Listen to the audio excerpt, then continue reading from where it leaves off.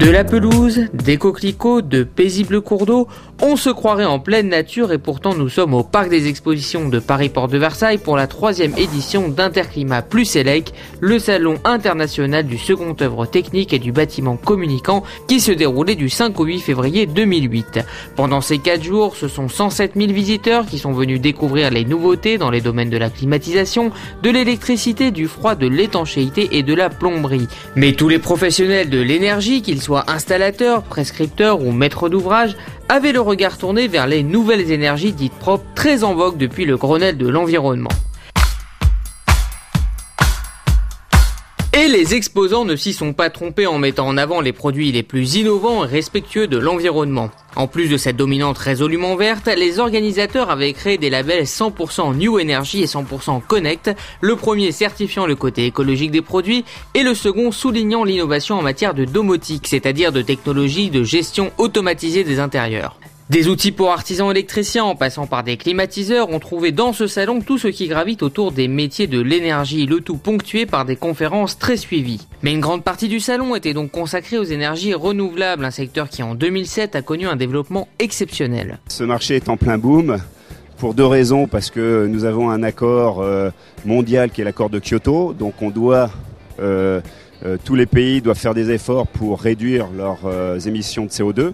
La France s'est engagée dans cet accord de Kyoto. Nous devons tous participer, donc à plus ou moins des grandes échelles, c'est-à-dire industrielles et aussi particuliers, à réduire justement ces dégagements de CO2. Et dans un secteur de l'énergie qui recrute déjà 7000 nouveaux installateurs chaque année, ce sont des nouveaux emplois qui vont être créés, des postes attrayants mélangeant technicité, environnement et innovation. Nous sommes toujours à la recherche de collaborateurs, que ce soit sur le plan technique, commercial, recherche-développement, technicien, administratif, puisqu'aujourd'hui, comme je vous l'ai dit, nous sommes une jeune entreprise, création 2001, avec une forte évolution au niveau de notre chiffre d'affaires. Donc pour répondre à notre clientèle et surtout apporter du service, on a besoin de main-d'œuvre, on a besoin d'avoir des personnes compétentes à tous les domaines. On a besoin de jeunes. On a besoin de jeunes, au contraire.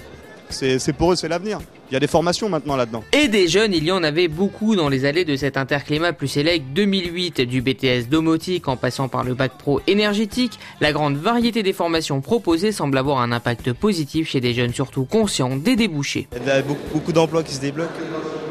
On a moyen de trouver de l'emploi facilement. Et avec l'énergie renouvelable, ils en parlent tous les jours à la télé. Donc les gens s'intéressent de plus en plus et ça nous fait du travail.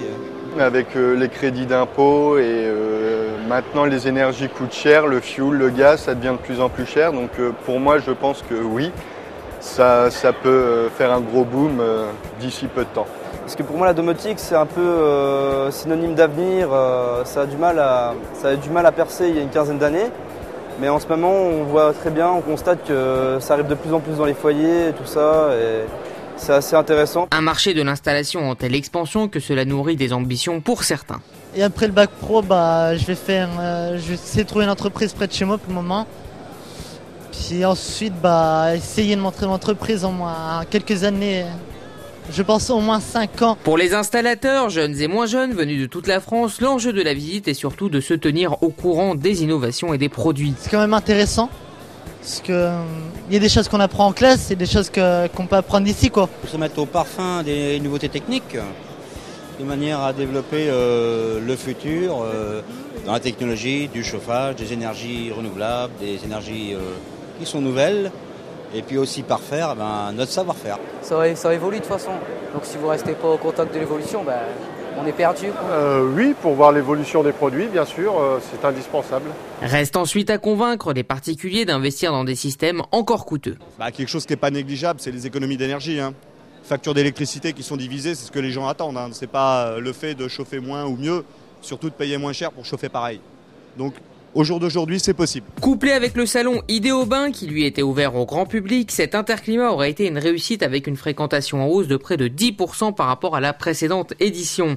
Un fort développement et des besoins en emploi novateurs et qualifiés promettent de belles années pour ce secteur qui, aux yeux du grand public, donne peut-être la meilleure image du BTP, celle qui participe à la sauvegarde de l'environnement et qui mise sur les technologies de pointe.